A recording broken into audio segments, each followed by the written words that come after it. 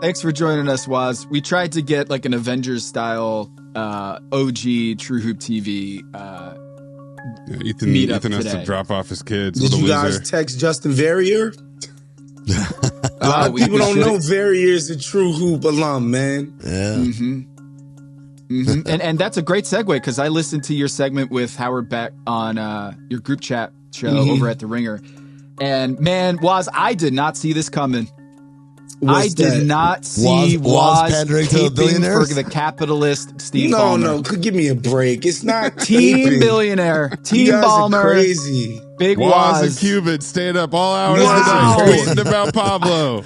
I could not believe my ears. If anything, I'm caping for the workers' right to get paid to do dick all.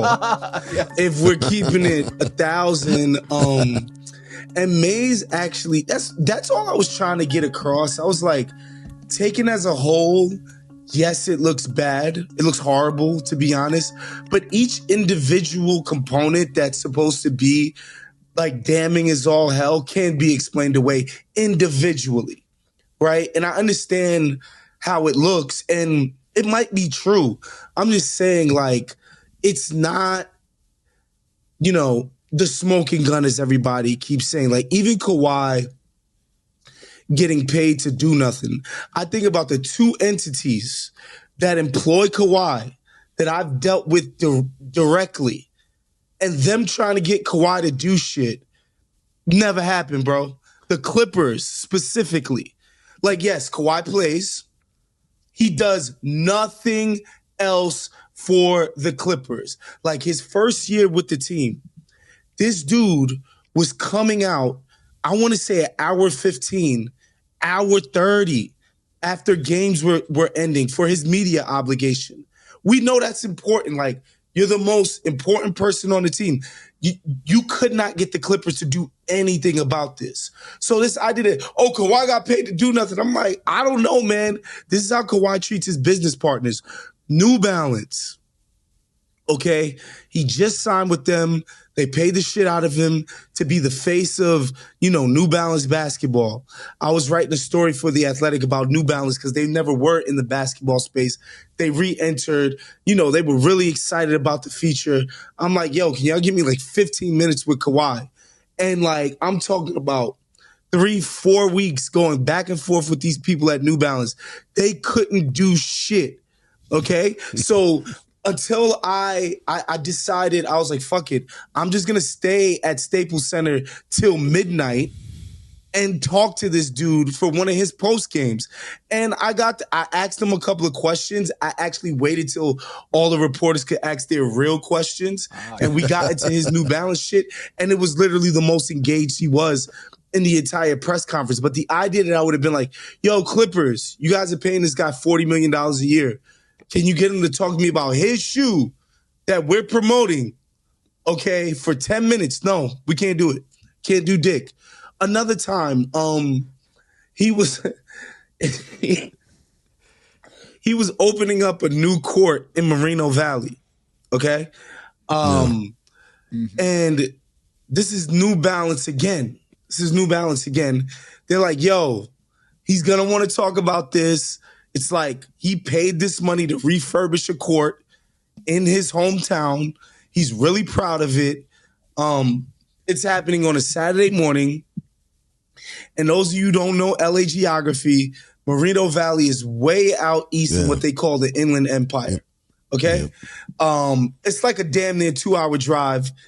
I got my video people at the Ringer to come with us. Nobody from social. It was just the video team. So Waz, was this your first thing for the Ringer? I don't think so. It was October 21. But it's pretty early on in what I was, because I got hired in May. So we get up. I'm rounding these dudes up on a Saturday morning at 8 a.m. because we're going to get time with Kawhi Leonard. And we're covering his Moreno Valley court opening. Bruh, we get there.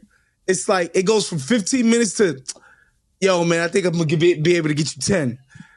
10 minutes to, yo, no, I'm definitely going to get you 5. 5 minutes to, yo, you're just going to have to talk to him from on his walk from the court to the Sprinter. Okay? Yep. Yes, his car out of there. And we ended up talking to him for like, I think it ended up being around 5 minutes. He ended up not like sprinting to the car and was like, yeah, it is, blah, blah, blah, that and the third. Space, please. He's asking a question. What are the questions? Ask right now. All right, come on. We here with Kawhi Leonard, Ringer.com. What's it mean to you, Kawhi, to be able to do this with New Balance for the community, man? It's amazing. It feels great. It's for the community, so whatever way they feel about it, they said they loved it. They're going to use the court, and, that's going to make me happy if they just use it. That's awesome. Talk to me about the colorway, the Moreno Valley colorway that you made, especially for the city. What went into that? Just look at the seal, the Moreno Valley seal. It got all the colors in there. It shows a mountain or like a sunset, the grass, the water, just all the elements of Earth. But, that's where it came from. A lot of people excited about the MB line that you got. What can we expect going forward? Gonna expect some fire shit to come out, man. Just keep watching. Everybody love it. We're gonna keep selling. All right, later, you got it. Kawhi Leonard, New Balance, Moreno Valley. We did it. So you heard it here first. Kawhi Leonard and New Balance got some fire coming. That's an exclusive. You're not going to get that nowhere else before Court Fits. Check it out. Again, like this idea, Kawhi Leonard didn't do shit for this money.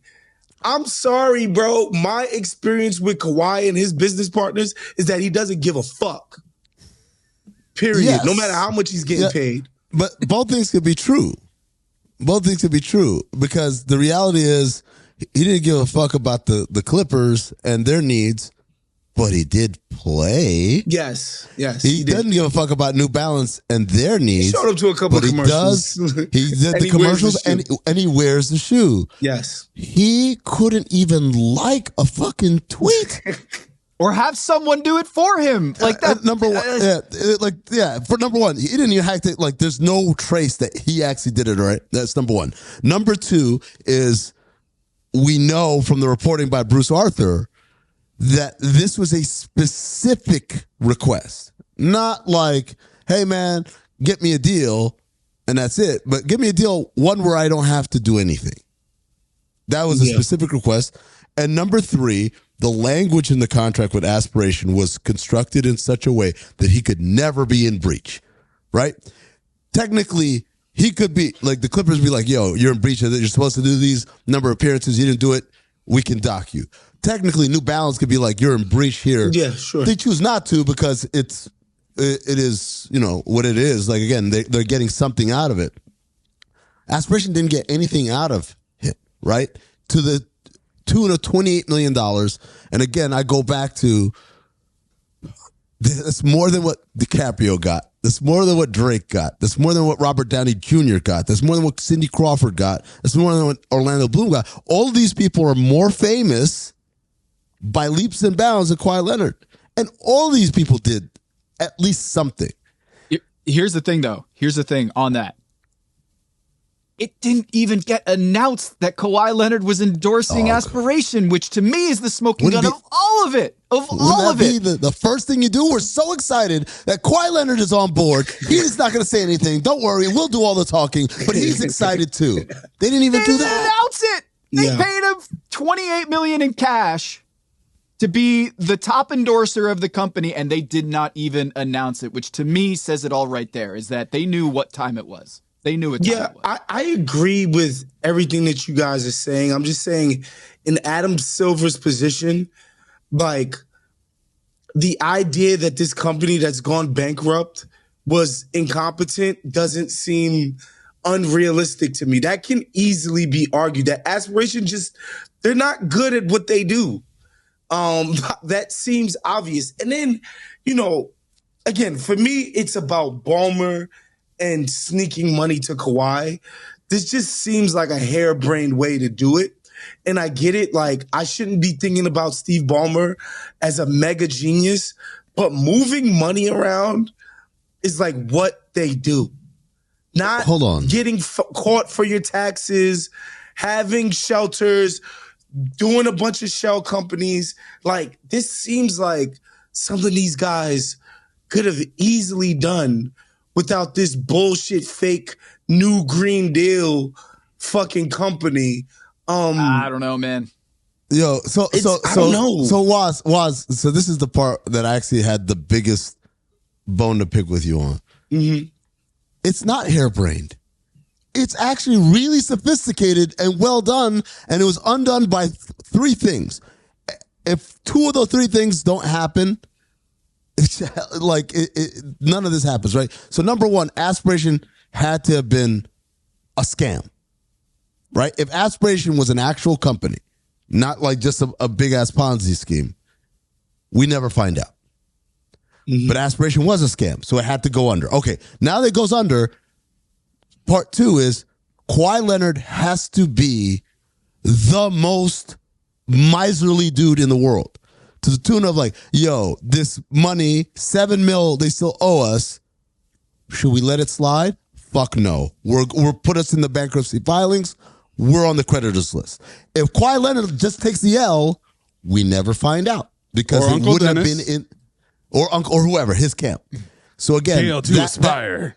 That had to happen, right? And then the third part was, and this is the big part, it took some asshole 7 months of sitting around and fucking digging through reams of FOIA requests. Like, people, that's like Pablo was saying that to Mark Cuban was like, no, hold on, man. Let's not act like this is like, hey, they're going to draft so-and-so 15th.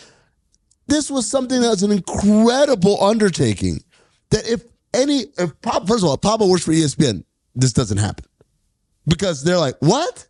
Fuck out of here. They're not going to give him the resources. They're not going to give him the time. They're not, none of that shit. So literally, if the company doesn't go under, boom, none of this happens. If the company goes under and Kawhi doesn't go after his money, no, this doesn't happen. And if the company goes under and Pablo Torre is employed by CBS, we don't find out. This shit was as Fort Knox as you can get in terms of hiding the trail. And instead, it's just a perfect storm of all the bad shit had to happen. I hear all of that, but we got to follow that thread too. Like, this is Steve Ballmer's partner in what is, outside of throwing games, probably the worst shit you could do in the NBA. Mm-hmm. Right? So this is my partner in one of the biggest crimes in our sport. And they're a scam, and I've partnered up with them, and it's like, yeah, I'm going to let the company die? Well, I don't understand that. At that point, it became less about letting the company die and more about making sure the Kawhi Leonard shit gets taken care of. And that's where the Dennis Wong part comes in. He didn't come in with $2 million to save the company. He came in with $2 million to make the payment. That's all that was. It was just to bridge to live another day.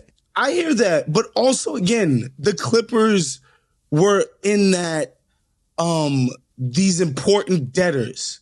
They were also listed the Clippers. Do we know if the Clippers got paid or not? Because that would make this argument kind of moot to me. Why are they paying the Clippers if this is a 1v1 situation where it's like Ballmer's 50 is for Kawhi, so why are we paying this guy back? Like, that money is literally earmarked for one guy and one purpose only. Like, the Clippers are listed where it says K2, creditors. LLC, blah, blah, blah. Did they get paid? If they got paid, then this is done to me. I don't know if the bankruptcy is even, like, if it's been settled and all. But yes, they were on the list along with, like, the Red Sox and a bunch of other people that they owed money to. But again, like, I don't know, the one hand doesn't know what the other hand is doing, right? So the Clippers, that's the part about this, is like, there's a legitimate business relationship here that goes beyond. This was something that they also were able to achieve. It wasn't the sole purpose of the relationship. Right. So the Clippers were in business with Aspiration. That was real. But it's also like, hey, maybe we can fucking squeeze some money here to them in a way that Intuit could not. Right. Waz, I wanna ask you, that clip of Full Court Fits, where you got the 1 minute interview or the 5 minute interview with Kawhi, was so revealing to me first of all, you did an excellent job. I just want to say the way that it was incredible that you were able to do the walk and talk, keep your composure while Uncle Dennis is asking, well, what are the questions? And you just keep it moving. You're like, I got to get this interview done. You ask great questions, and Kawhi engaged with you. And if I were doing my first like walk and talk interview with one of the biggest stars in the NBA, and I know I only got like 30 seconds, I got 3 questions that I'm going to get in, I'd be shitting bricks, team shitting bricks. But you kept dude, I would have been so stressed. And you, man. Honestly, Tom, it was the opposite because, first of all, I'm pretty sure I went out the night before, so I'm slightly hungover. That already brings the nerves down a little bit. Bro, and it's like, we woke up so fucking early to drive to the middle of nowhere. And we were at this ceremony for like an hour and change. It's like, bro, I have to get something. Like, something has to come out of this because this is bullshit, bro. And we're driving, bro, that drive back to LA, oh my God, my guy Richie, who's actually at, he's with JJ Redick's company now. And Dylan and Corey. Damn, I had 3. You had a whole group with you. Video team with us. They must have been like, yo, this guy just joined the company. He's making us go an 2-hour drive to go to Kawhi Leonard. Bro, the most we quiet, got sold a dream. Boring dude. Journalism. We got sold a dream about like, yo, he's going to talk to us. And again, this guy doesn't talk to anybody. Yeah. I just remember the ride back. It was like traffic. It was like, bro, this guy is something else. I'll tell you that much. Hey, you said it. The journalism that you did to stay late at these games so you can get Kawhi to talk honestly about some of these things and to go drive out to the press conference. People are saying that Pablo brought back journalism. It never left because the big Waz right there. Man. No, I think Pablo, obviously what him and the team did is important work. And like, I think Ballmer and them should be scrutinized. Like, yeah, man, getting their ass. I think when they get their people in the room with Stern, I think they're going to be like, bruh, we got enough. Stern, excuse me, Silver. R.I.P. R.I.P. I know. We got enough plausible deniability. And, you know, the other part of this, it like made me wonder, like, do ownership groups actually even try to do this? Because, you know, the first thing that popped into my head, honestly, was LeBron's free agency in 2010. And I'm like realistically, money-wise, especially back then when like he signed for $86 million or something, you know, something paltry compared to what they do now. 1 year of Shea Gilgeous-Alexander's extension. You know what I mean? Why couldn't James? Is he just too incompetent to put a package together? Does it feel like, oh, this is not something I need to do for LeBron? I feel like the dark money package that Dolan and his New York business cronies could have put together for LeBron James seems like it would have dwarfed anything Miami could do. You know, would have dwarfed anything anybody else could do in terms of, you know, what I'm doing for you as a business. But like, why would I like, this guy's an invaluable asset. Like, it's like, I mean, Kawhi Leonard, like, as good as he is on the court, like, it's not even comparable what LeBron is doing to your franchise valuation, especially in 2010. I'm just like, why? Like, why wouldn't it be the case that the rich guys get these dudes always then?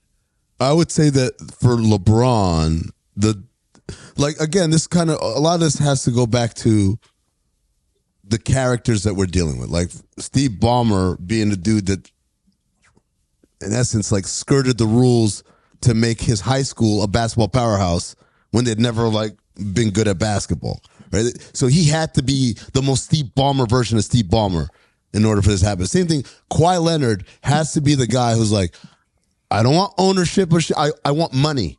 Just give me money. Like, and I think LeBron and his team, I think for a long time they've valued, don't just pay me like I'm an employee. Bring me in. I want to be a part of this. Mm-hmm. And I think if you want to talk about why he didn't go to New York, let's talk about why he went to LA. Like a lot of it, I think, was to further business opportunities from that standpoint, not for the straight cash.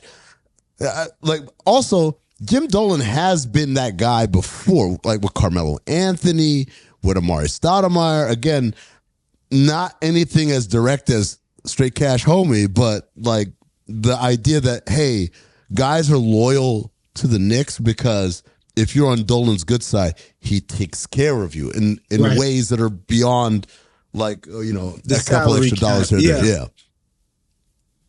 What I also thought is, I feel like if you were brazen enough to do these dark money side deals to get LeBron services, the block is so hot because of all the teams that didn't get LeBron that they would have been watching everything like a hawk.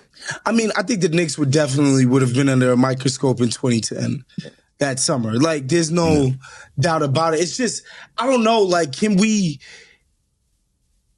find like a consistent track record where the richest dudes get the best players? Well, I think that it's kind of like dating, right? Rich guys get the pretty girls, but not every rich guy. There's a charisma to this shit. You still got to have some game. You can't just be like, here's my dick, right? So same thing. It's like Jim Dolan on some level doesn't have, like, a lot of these guys don't have the charisma. Now, Mark Cuban, I could see it. Steve Ballmer, I could see it. Like there's another level beyond, hey, I have a lot of money in getting things done. Because Prokhorov was like this before, right? There was that feeling that that guy's going to come in and he's going to do this and that. That's the more surprising one. I wouldn't go with Jim Dolan in 2010. I would say with Prokhorov, why the Nets swung and missed. Was it 2000? It was 2010. They were going after LeBron, and then the year after that, going after Dwight Howard. Like, they had a bunch of swing and misses where having a Russian oligarch would seem to be a dark money advantage. Well, maybe they wanted an American oligarch. They didn't want the rubles to fill their bank accounts. I think another thing too is there's been no reporting that the owners want to scalp here. But that's not because they don't think it's real. It's the opposite. Which one is it? Is this widespread? Because that's what I was saying. If it's not widespread, they should want to kill this guy. This is my belief. I believe it is widespread, but never to this extent. I think that's what it is. So, for instance, people bring up like, oh, what's the difference between that and Chase and Steph Curry? And I always say, all right, so number one, Steph Curry's in ads. He actually does stuff for Chase. Yes, number he two, actually works for the money. If Steph Curry got traded, I don't think Chase would be like, sorry, Steph, you're old news. Jonathan Kuminga, you're our new guy. It would never be that. Even if that clause exists, they would never exercise it for his departure. But number three, and I think this is big, is like, yo, whatever slush money there is in there, it's not $28 million, right? And that's the part. It's so egregious for literally fuck all. Not just like a figurative fuck all. It's like, no, fuck all of y'all. I ain't got to do shit. That's the part. I think all of these extremes are what make this extreme. But to your point, why aren't they looking for a scalp? Because they know if we start getting into this shit, we ain't going to find anything as bad as this, but we're going to find out all the bad deals around the league. Doing here, right? Like, is it a crime or is it not?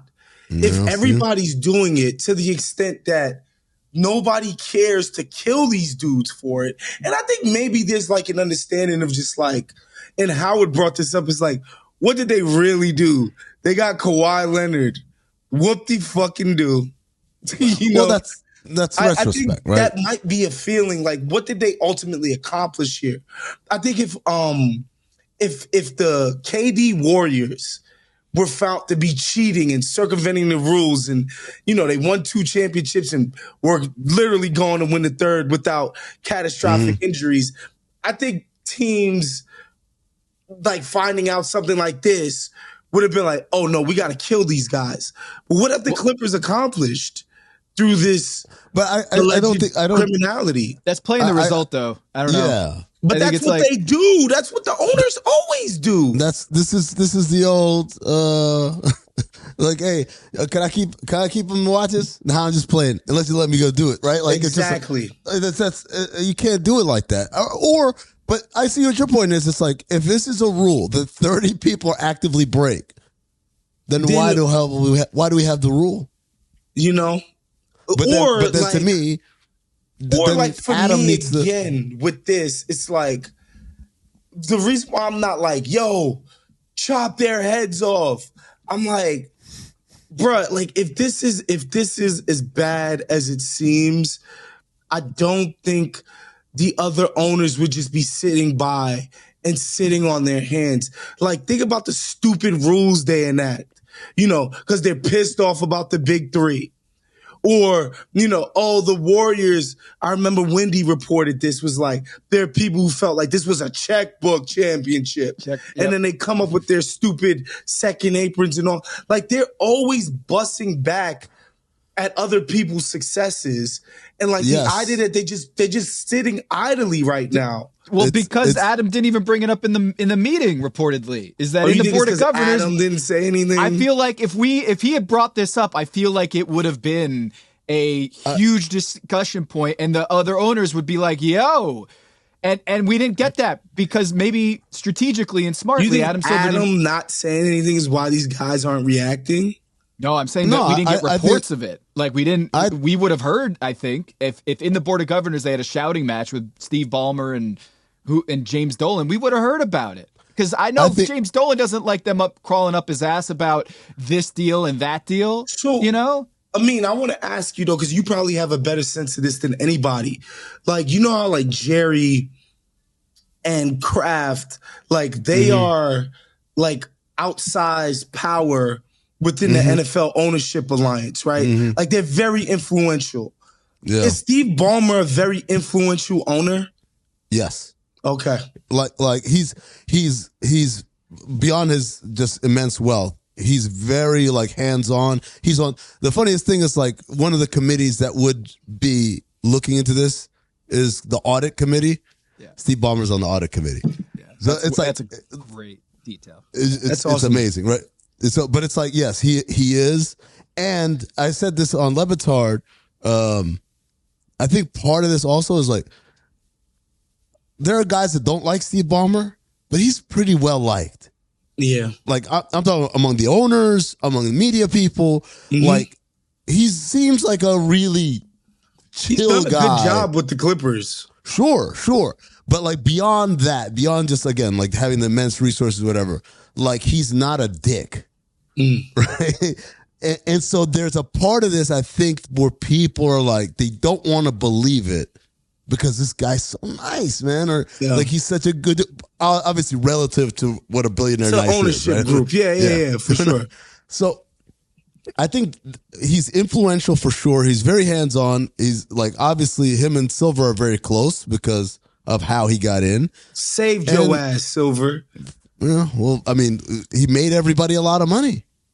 Clippers being $2 billion changed the math on NBA ownership forever. So like, there's a level of debt and gratitude that every owner has, even the ones that don't like him, like, for instance, Jim Dolan. Yeah, he bought Jim Dolan out of the forum. Just blew him out of the water with money bags. Big bank, take little bank. It's like, oh, we're going to sue and we're going to go take the city of Inglewood to court. And the fucking Ballmer was like, how much? It was like, how much for what? For the forum. My forum? It's not even for sale. Yeah. It's like, just write down a number. Oh, my God. So let's play game theory here, guys. Let's play game theory. Adam Silver, let's say the league office does find the quote-unquote smoking gun that we're all looking for, even if you don't think that so far has been the smoking gun. Do you guys catch this? Adam Silver had his David Stern moment. And then in terms of your specific question about circumstantial evidence, I was only quasi-joking with someone earlier that, when people talk about a smoking gun, that's obviously circumstantial. It means the gun is still smoking. It must have recently fired. I'd say in the case of the league, we and our investigators look at the totality of the evidence. I loved it. That is such a David Stern shit. It's like, hey, man, so they're looking for smoking guns. Like, yeah, the funny thing about a smoking gun is that it's circumstantial. It means the gun is still smoking. It must have recently fired. Like, you still didn't see the gun fire. Oh, my God. Saw the smoke. So that's circumstantial evidence. David Stern used to do that shit all the fucking time. With Jim Rome, right? Was it the most famous one? Have you stopped beating your wife? Yes. Oh, my God. That's going to. I don't think Silver got to that level. No, he'll never get to that level. But he is that kind of person, though, to say, like, well, that's the thing about actually, the smoking gun is still circumstantial. Like, you're not an eyewitness to the crime. It's like, it's not on CCTV. If Adam Silver has the goods, what is the move for the league office?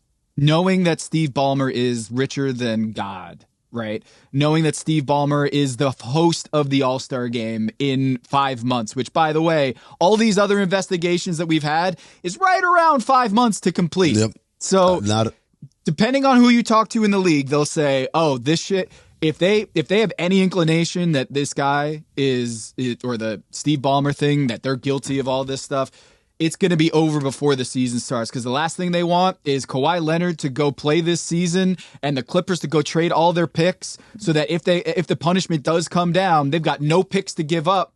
We're going to go trade 3 first-round picks to go get ourselves a star, so that you can't do anything with those picks anymore. We already got the player, and then the Clippers go and win the championship. Like that is an untenable situation. I will. This is what I said. This is going to happen. He's going to have to sit down with Steve Ballmer and be like, look, you got to take one for the team. I think he'll dock him picks, but not 5. He won't go Minnesota on him. He'll suspend Steve for a year. They'll fine them the maximum amount. That's it. Suspend Steve Ballmer for a year? That might be the hardest. That might be the most punishing, the worst punishment. Yeah, but will they announce it before the All-Star game? All-Star game. That's the part. And I think they're going. This is my belief. You guys think it's going to wrap up quick? I think the opposite. I was saying it's either going to happen in like 2 weeks' time, or it's going to take an entire year. That we won't find out until 2026. The smartest thing to do would be, we're making new rules around this. That's it. Be like, yo, we can't prove the Clippers did anything wrong under our rules, but we're making new rules around it. Like, to me, it should be like the IRS in terms of like, yeah, I report my earnings to the IRS and, they tell me what the taxes are, whatever. But I can't be like, oh, I forgot that I had made this other bet. Like, no. Like, I think players should just have to report their earnings to the league. If it's above board, who cares? The league just has a better understanding of what you're making and who you're doing it with. Like, that should be obvious to me. That is just like, you just self-report. And if you don't report, we have cause to be like, yo, you're doing something shady. All right, so in that case, could Uncle Dennis get around it? I mean, there are already rules against. It's funny. It's in the collective bargaining agreement. There's already. It's an article. All this shit is in Article 13. A team affiliate, or side deals. All this stuff is in there. Or family member. It literally says the word family member in there. Yeah, but how do they? Who's checking for that though? Well, the problem is there's no. How do you regulate someone? It's Steve Ballmer, the head of the audit committee. Yeah. Like the K2 LLC, right? KL2 LLC. Like, that might just be a straight up, this is the Uncle Dennis payoff situation. Well, luckily that LLC was only the one for Aspiration, because he's got about 10 to 15 more. Yeah. Including ones for real estate and all that. Yeah, that's regular stuff, guys. That's of totally course. normal. Business in America. I think that Silver is going to do his best to make this quiet until they get through the All-Star game at Intuit, and then the findings of the investigation will come out. If Pablo keeps the pressure up for the next 5 months, maybe it'll change his tune. But I do want to talk about what happened this weekend, where a very important figure in Aspiration poked his head up, Andre Cherney, on Friday in this tweet where he said, with the many, quote, hot takes in the past 10 days about the Clippers' Kawhi Leonard, it's been surprising, though maybe it shouldn't be, that until now no reporter has bothered to reach out to me for the facts about that contract. Then he told The Athletic. And Pablo, working on the weekend, got into a little back and forth, said, hey, I messaged you on LinkedIn, you didn't respond. And he's like, oh, well, I wasn't talking about you, Pablo. I was talking about since your show came out, actually, is what I meant. Last 10 days. Yeah, last 10 days, yeah. And then Pablo publishes or shares a document from the investment committee of Aspiration. Cherney says, I don't know what an investment committee is. Pablo then points out how it's in the judge's findings. And Cherney says, hi, Pablo. I suspect that social media is not the best place to hash all this out. Bro, you started this. Yeah. Because everyone's behaving, again, as though Pablo is someone who heard something from someone over here, confirmed with a second source, and ran with the story. And they're not understanding the guy took 7 fucking months of digging through this shit. Like, if you don't grasp that part, all the reaction and the defensive maneuvers by everybody has all been the type of shit you do when someone says, oh, they're trying to trade so-and-so. He's on the block. Like, that's not true. And you guys hadn't talked to me. And that, like, these are all for the low-level fucking news breaks. It's not for this type of shit. This is something where they just didn't realize. Maybe they do now. I think after the Dennis Wong thing, but they didn't realize the depth of which the amount of stuff that he's dug up. And the most fascinating part to me, because I found this, some random Redditor commented it when this story first broke. Andre Cherney's wife is the general counsel at Intuit. And I confirmed this on LinkedIn after I found that. Guess whose LinkedIn page has been deleted?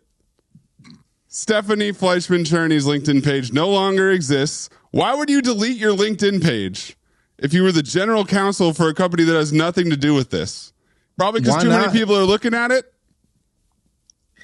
Yeah, and you know, but to me, Maze, that's like, does the scam go beyond, you know, some level of NBA payola? Like, that's all that means to me is like, y'all just was running a crazy scam Ponzi scheme, which, like I said on our show, that's one of the saddest parts to me. It's like, whatever, if the Clippers and Kawhi Leonard get jammed up, ultimately, who gives a shit? The 11th best team in the NBA gets disbanded. You know, a guy on the last legs of his star career barely even plays anyway. Move on, whatever. But like, if you really care about this move to green energy and that the solution to the climate problem is going to be a private one, a business one, and like these Democratic, you know, operatives come in with this shit and it just gets revealed to be a fucking scam, like, that's pretty horrible to me.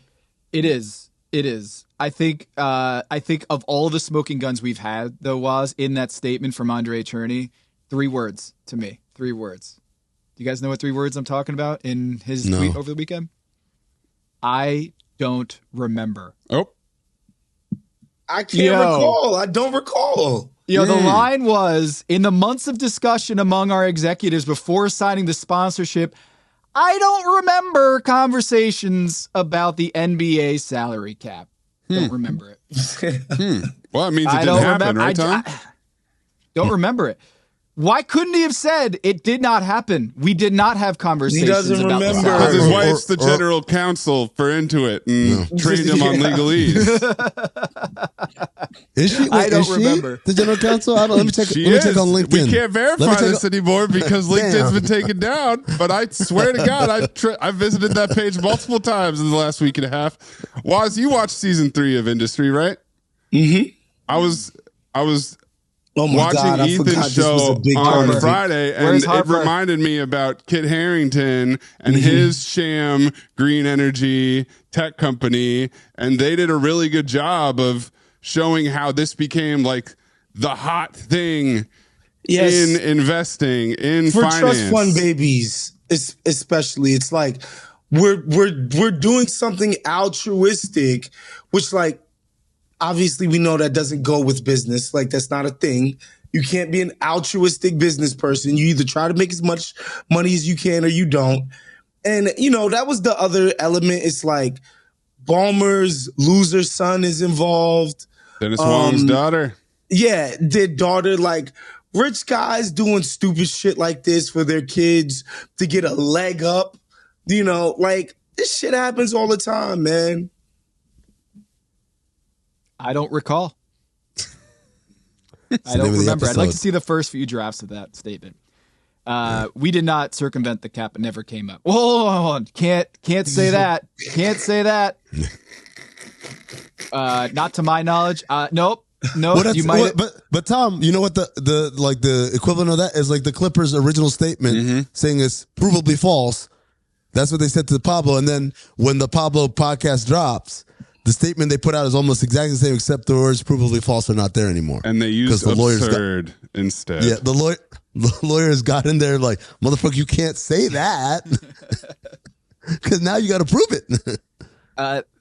If you haven't, go check out NBA Group Chat and the show that you did was with our guy JV, our guy Howard Beck, and Howard Beck as well. Yep. Go check that out. And also, the full court fits, that video of you and Kawhi is just fantastic. So, shouts to you, Capital J. Thank you, man. Thank you. I'm on my job, as always, Tom. Mm-hmm. We know that. Yeah, you show up. Woz shows up. Not a no-show job for Woz. Come on now. Drive 2 hours. Hungover Moreno Valley in the sun. Those sunglasses were doing a lot of work, man. Those shits. Bruh, and it's hot in LA. But out there, it's crazy. It's just a crazy, crazy day. Completely forgot about that until Maze texted me 2 days ago.